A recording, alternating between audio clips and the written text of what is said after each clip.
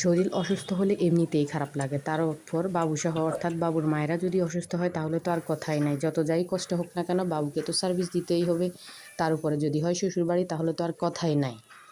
যাই হোক, যারা ফেস করে তারা আমরা গৃহিণীরা বা নারীরা সবাই কিন্তু এটা জানি। আসসালামু আলাইকুম, কেমন আছেন সবাই? আশা করি সবাই আল্লাহ তাআলার রহমতে ভালো আছেন। সবার জন্য অনেক দোয়া রইল। আমার এই রান্না দেখার জন্য সবাইকে অগ্রিম ধন্যবাদ।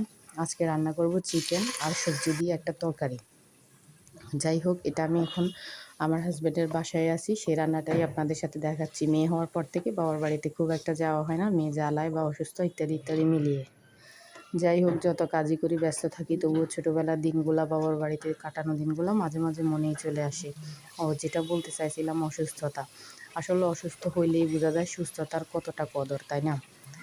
যাই হোক, অসুস্থতা সবসময় গজব হয় না, মাঝে মাঝে বরকত বা রহমতও হয়। আল্লাহ পরীক্ষা করার জন্য দিয়ে থাকে, এটা আমরা সবাই কম বেশ জানি। যাই হোক, আর যেটা বলতেছিলাম, শ্বশুরবাড়িতে অসুস্থ হইলেই বোঝা যায় কত দানে কত চাল। আপনি সারা জীবন সবাইকে সার্ভিস দিবেন, কিন্তু আপনি যখন একটু অসুস্থ হবেন, তখন যখন আপনি কারো কাছ থেকে এতটুকু হেল্প পাবেন না, তখন আপনার কাছে কি অসহায় মনে হবে। মনে হবে যেন আপনার থেকে অসহায় পৃথিবীতে আর কেউ নাই। হ্যাঁ, যাদের শ্বশুরবাড়ি ভালো তাদের হিসাব আলাদা, তাদের ভাগ্যটাই ভালো। তাদের সাথে যাদের ভাগ্য খারাপ শ্বশুরবাড়িতে, তাদের সাথে মিলিয়ে কোনো ফয়দা নেই, তাই না?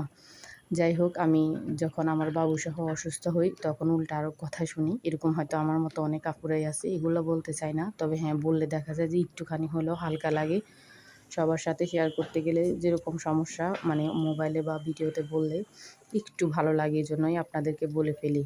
অসুস্থ থাকি আর সুস্থ থাকি, আমরা গৃহিণীরা কিন্তু সবসময় রান্না করি। আর যারা রান্নার পাশাপাশি অনলাইনে কাজগুলো করি, রান্নাবান্না দেখিয়ে থাকি, তাদের তো অবস্থা আরও খারাপ, তাই না? এটা আমরা যারা কাজ করি ভালোভাবেই বুঝতে পারি। যাই হোক, আজকে শরীরটা একটু ভালো নেই, তাই অসুস্থতা নিয়ে আপনাদেরকে এক গল্প শুনিয়ে ফেললাম। আসলে এটা গল্পের ছলে হলেও এটা কিন্তু বাস্তব জীবনে প্রতিটি নারীর লুকায়িত একটি গল্প।